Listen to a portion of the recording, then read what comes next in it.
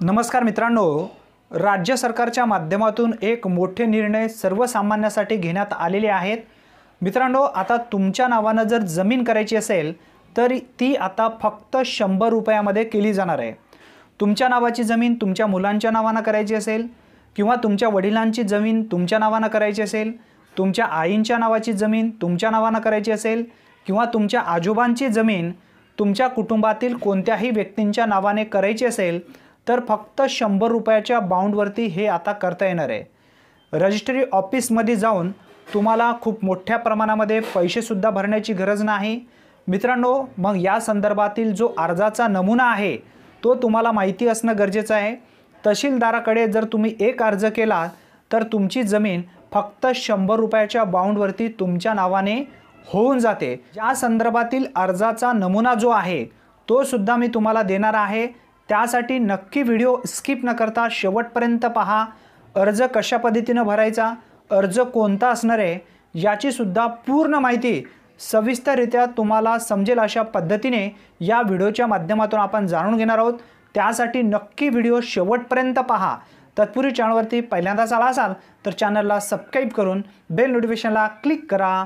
चला तर मग व्हिडिओ सुरू करूया।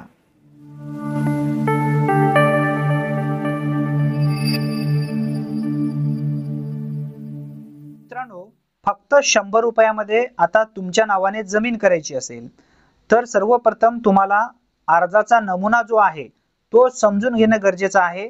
यामध्ये माहिती कशा पद्धतीने भरावी याची पूर्ण डिटेल्स आपण या व्हिडिओच्या माध्यमातून समजून घेणार आहोत।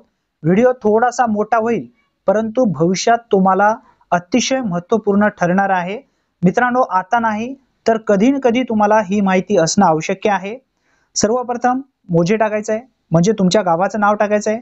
त्यानंतर तालुका टाकायचा आहे, प्रकरण क्रमांक टाकायचा आहे। आता अर्जदारांचे सहधारकांचे संपूर्ण नाव तुम्हाला या ठिकाणी टाकून घ्यायचे आहे। सहधारकांचे नाव, त्यानंतर वडिलांचे नाव, आडनाव टाकून घ्यायचं आहे।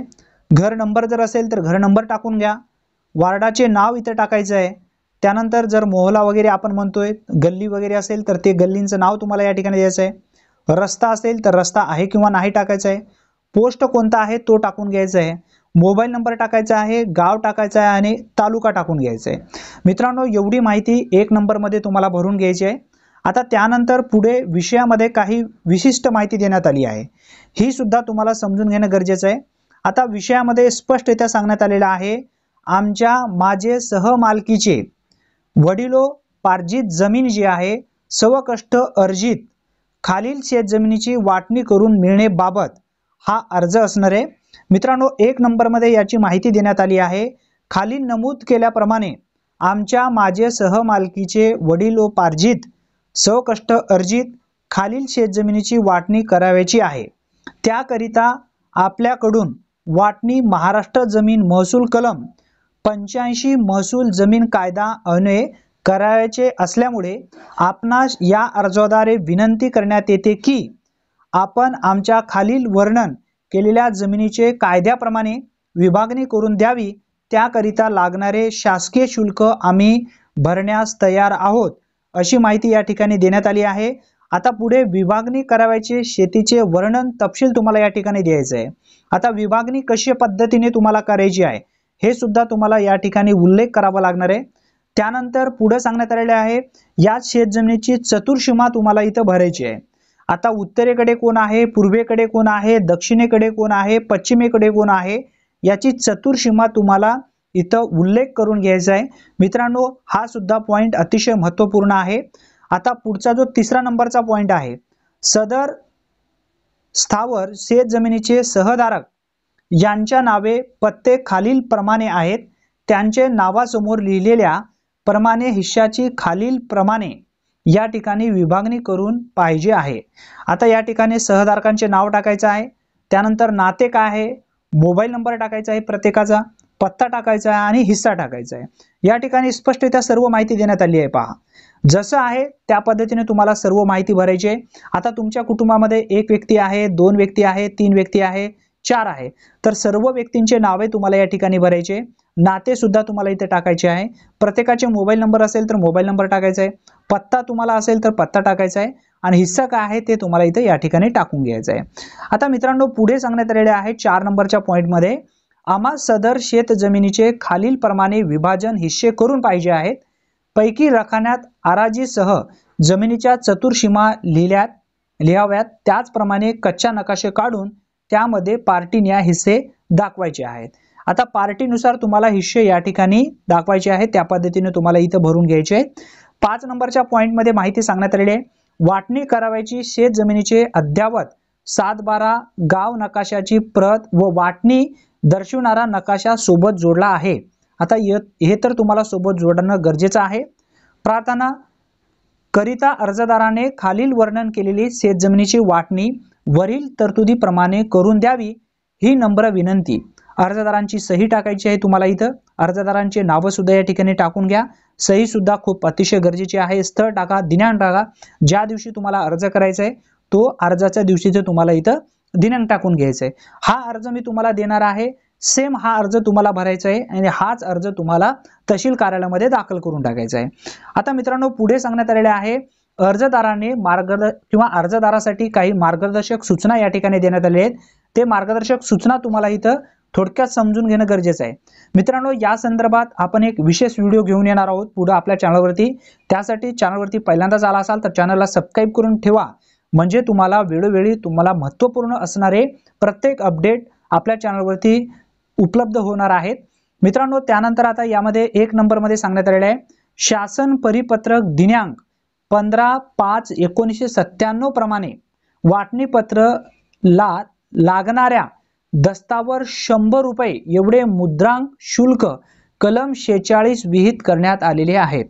आता यानंतर 2 नंबर मध्ये सांगण्यात आले, वाटणी अर्जात नमूद केलेली मालमत्ता ही वडिलोपार्जित असावी लागणार आहे। हा सुद्धा एक महत्त्वपूर्ण पॉइंट आहे। जर वडिलोपार्जित जमीन असेल तरच तुमच्या 100 रुपयाच्या बाउंडवरती होणार आहे, अन्यथा होणार नाही। आता त्यानंतर पुढचा जो पॉइंट आहे, वाटणी अर्जात नमूद केलेली मालमत्ता ही वडिलोपार्जित नसल्यास वडिलांनी ज्या व्यक्तीच्या स्वतःच्या मालमत्तेची वाटणी करून द्यायची असेल त्या व्यक्तीने स्वतःच्या मालकीची म्हणजे संयुक्त कुटुंब मालमत्ता म्हणून घोषित करणे आवश्यक राहील। नमुना सोबत जोडला असायला पाहिजे। आता त्यानंतर पुढचा जो पॉइंट आहे या ठिकाणी सांगण्यात आलेला, बहिणीचा हिस्सा कायद्याप्रमाणे समान दिला जाईल याची दक्षता घ्यावी। कोणत्याही व्यक्तीने त्यांच्या कायदेशीर हक्कानुसार प्राप्त होणाऱ्या शेत जमिनीवरील हक्क सोडून द्यायचा असल्यास अशा व्यक्तीने स्वतःची ओळख पटवून तहसीलदाराला सक्षम हजर राहून, तहसीलदारासमोर तुम्हाला सक्षम हजर राहायचे आहे, शपथपत्रावर बयान जो आहे देणे आवश्यक असणार आहे किंवा असे हक्क सोड पंजीकृत करणे आवश्यक आहे। मित्रांनो हे सुद्धा तुम्हाला पॉइंट अतिशय महत्त्वपूर्ण असणार आहे, कारण तुम्हाला स्वतःला ही जमीन नावावर करता येणार नाही। जमीन नावावर करायची असेल तर तुमच्या कुटुंबातील तुमची बहीण असेल यांना सुद्धा तुम्हाला बोलावं लागणार आहे। त्यानंतर 4था पॉइंट या ठिकाणी सांगण्यात आलेला आहे, वाटणी पत्र नोंदणी करत असणे आवश्यक नाही। त्या ठिकाणी आता समोर काही महत्त्वपूर्ण माहिती देण्यात आली आहे, यामधून आपण मेन मुद्दे घेणार आहोत। मित्रांनो त्यानंतर पुढचा जो 5वा पॉइंट या ठिकाणी देण्यात आलेला आहे, नोंदणी कायदा 1908 च्या कलम 17 मध्ये तशी सुधारणा न झाल्यामुळे भविष्यात सदर जमीन वाटणीचा वाद निर्माण झाल्यास अनोंदणीकृत वाटणीपत्र विद्यमान न्यायालयात सिद्ध करता येणार नाही, याची नोंद तुम्हाला या ठिकाणी घ्यायची आहे। त्यासाठी आत्ताच विचार तुम्हाला इथं करावा लागणार आहे। एकदा जर झाल्याच्या नंतर तुम्हाला इथं कोर्टामध्ये गेल्याच्या नंतर सुद्धा तुम्हाला यामध्ये काही फेरबदल करता येणार नाही। 6वा पॉइंट या ठिकाणी सांगण्यात आलेला आहे, पोट हिश्श्याची मोजणी फी उप अधीक्षक भूमी अभिलेख यांच्याकडे जमा करावी लागणार आहे। त्यानंतर अर्जासोबत असलेल्या सर्व विहित नमुन्यातील माहिती अर्जदाराने स्वतः भरावी, जेणेकरून कार्यालयीन कर्मचाऱ्यांजवळ वेळ वाचू शकेल। आता तुम्हाला जे अर्जासोबत भरावीचे जे शुल्क आहे ते तुम्हाला स्वतःला भरायची आहे, म्हणजे कोणत्याही अधिकाऱ्यांना इथं भरता येणार नाही किंवा त्यांचा वेळ वाचणार आहे। त्यासाठी तुम्ही स्वतः फिरून हे सुद्धा हे करून घेऊ शकता। आता त्यानंतर पुढे सांगण्यात आलेली माहिती जी आहे, प्रकरणाची तपासणी सूची जी आहे, चेकलिस्ट, म्हणजे यामध्ये 1 नंबरचा पॉइंट या ठिकाणी सांगण्यात आलेला आहे, अर्जदार व त्यांचे वारसांचे नाव व त्यांच्या मधील नाते संबंधाचा तपशील दिला आहे का, हे तुम्हाला इथं होय किंवा नाही मध्ये टाकायचं आहे। त्यानंतर वाटणी अर्जात नमूद केलेली जमीन अर्जदाराची वडिलोपार्जित आहे की स्वयंचलित किंवा स्वतःची आहे हे तुम्हाला होय किंवा नाही मध्ये द्यायचं आहे. अर्जदार हा हिंदू कायद्याप्रमाणे हिंदू आहे का, हिंदू म्हणजे मुस्लिम, ख्रिश्चन, पारशी किंवा या व्यतिरिक्त कोणता तुमचा इथं जात धर्म आहे का तो तुम्हाला इथं टाकून घ्यायचा आहे. त्यानंतर अर्जदारास हिंदू कायदा लागू आहे का तो सुद्धा या ठिकाणी होय किंवा नाही मध्ये टाकायचा आहे. त्यानंतर 5वा पॉइंट या ठिकाणी सांगण्यात आलेले आहे, अर्जदार जर हिंदू असेल त्यास स्वकष्ट अर्जित जागेची वाटणी करायची असेल तर त्यांनी हिंदू कायदा अध्याय 11 प्रमाणे आपली स्वतःची म्हणजे स्वकष्ट अर्जित मालमत्तेचा त्यांनी संयुक्त कुटुंब मालमत्ता म्हणून घोषित केलेले आहे का. त्यानंतर 6वा पॉइंट या ठिकाणी सांगण्यात आलेले आहे, निर्धारित पोट हिस्सा फी किती होती हे तुम्हाला इथं टाकायचे आहे. जर फीस तुम्ही भरला असेल तर टाका. त्यानुसार रक्कम भरली आहे का, असेल तर होय करा, नसेल तर नाही करा. त्यानंतर सर्व हित संबंधित व सह हिस्सेदारांना नोटीस तामील झाली आहे काय हे सुद्धा तुम्हाला भरून घ्यावं लागणार आहे. सर्व वारसांना कायदेशीर हक्कानुसार प्राप्त होणारा हिस्सा दिला आहे का, किंवा वारसदारांमध्ये काही उच्च निश्चयाची भावना आहे का, कोणत्या वारसदाराला जास्त जमीन आहे, कोणाला कमी आहे, असं आहे का हे सुद्धा इथे तुम्हाला टाकून घ्यायचं आहे. मित्रांनो, व्हिडिओ थोडासा मोठा आहे परंतु तुमच्यासाठी महत्त्वपूर्ण आहे. आताच नाही तर भविष्यामध्ये तुम्हाला अतिशय महत्त्वपूर्ण ठरणार आहे. त्यानंतर तुम्हाला गरजेचं नसेल, तुमच्या कुटुंबातील एखाद्या व्यक्तीला असेल, सोयरेदारी असतील किंवा तुमच्या गावातील एखाद्या व्यक्तींना या व्हिडिओची नक्की आवश्यकता असू शकते, त्यासाठी त्यांच्यापर्यंत नक्की शेअर करायला विसरू नका. आता या ठिकाणी सांगण्यात आलेले आहे, स्वकष्टजरित अर्जित मालमत्तेला संयुक्त कुटुंब मालमत्ता म्हणून घोषित करण्याकरिता शपथ पत्रेवर किंवा शपथवर दिलेल्या साक्षीचा नमुना तुम्हाला इथं द्यायचा आहे. आता माननीय कार्यकारी दंडाधिकारी तहसील वर्धा यांच्या समोर या ठिकाणी टाकायचं आहे. मित्रांनो, तहसीलदारांच्या सोबत इथं टाकायचं आहे. शपथपत्र जो करणारा आहे व्यक्ती त्याचे पूर्ण नाव टाका. या ठिकाणी पूर्ण स्पष्टरित्या माहिती देण्यात आली आहे. मित्रांनो, ती सर्व माहिती वाचून घ्या. त्यानंतर तलाठी सज्जा वगैरे सगळं भरून घ्यायचं आहे. त्यानंतर दिनांक टाकायचे आहे, कोणत्या दिवशी तुम्ही हे शपथपत्र करणार आहात ते सुद्धा टाकून घ्यायचे आहे. शपथपत्र करणाऱ्या व्यक्तींचे नाव आणि सही तुम्हाला इथं टाकून घ्यायचं आहे. आता त्यानंतर पुढे जे माहिती देण्यात आलेली आहे, परत इथं सह हिस्सेदार व हितसंबंधांना किंवा देवाची नोटीस जी आहे ती सुद्धा तुम्हाला इथं समजून घेणं गरजेचं आहे. श्रीमती नाव वगैरे टाकायचं आहे तुम्हाला. त्यानंतर घर, मोला इथं सर्व अजून परत इथं भरून घ्यायचे आहे. भरून घेतल्याच्या नंतर सर्व वाचून घेत चला. वाचून घेऊन सर्व माहिती भरून घेऊन चला. त्यानंतर धारण जमिनीचा तपशील तुम्हाला इथं परत इथं भरायचा आहे. मुद्रा आहे तो सुद्धा इथे टाकायचा आहे. तहसीलदार वगैरे सर्व इथं टाकून त्यानंतर आता बघा, परत तुम्हाला उद्घोषणामध्ये तुम्हाला काही माहिती भरावा लागणार आहे. ज्या अर्थी गाव इथं तालुका जिल्हा मधील काही विनिर्दिष्ट केलेल्या धारण जमिनीचे सहधारक श्री वडिलांचे नावे वगैरे सर्व टाकून घ्यायचं आहे.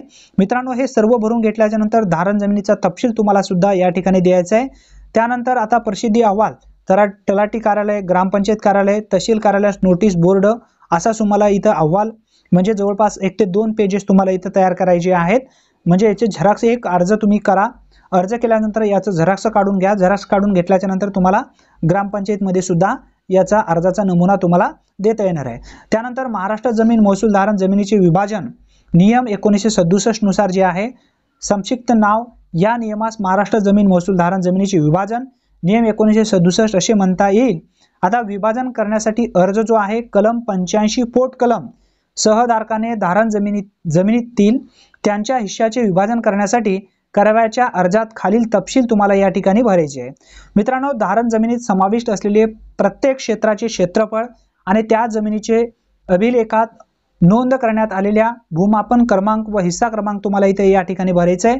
सर्व वाचून घ्यायचं आहे. अर्जाची नमुना जो आहे तो मी व्हॉट्सअप ग्रुपवरती देणार आहे किंवा आपल्या टेलिग्राम ग्रुपवरती सुद्धा मी पाठवणार आहे किंवा आपल्या व्हिडिओच्या डिस्क्रिप्शन बॉक्समध्ये याची लिंक देतो मी या अर्जाची नमुन्याची.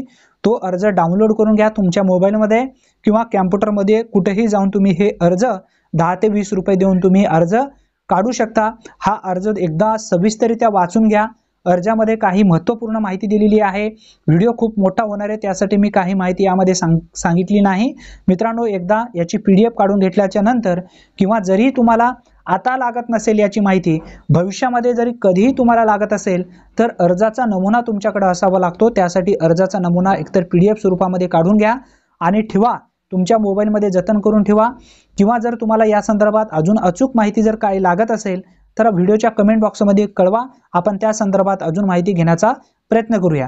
मित्रांनो, अतिशय महत्त्वपूर्ण माहिती आहे, कशी वाटली नक्की व्हिडिओच्या कमेंट बॉक्समध्ये कळवा आणि तुमच्या जास्तीत जास्त मित्रांपर्यंत नक्की शेअर करा, आता शेअर करा।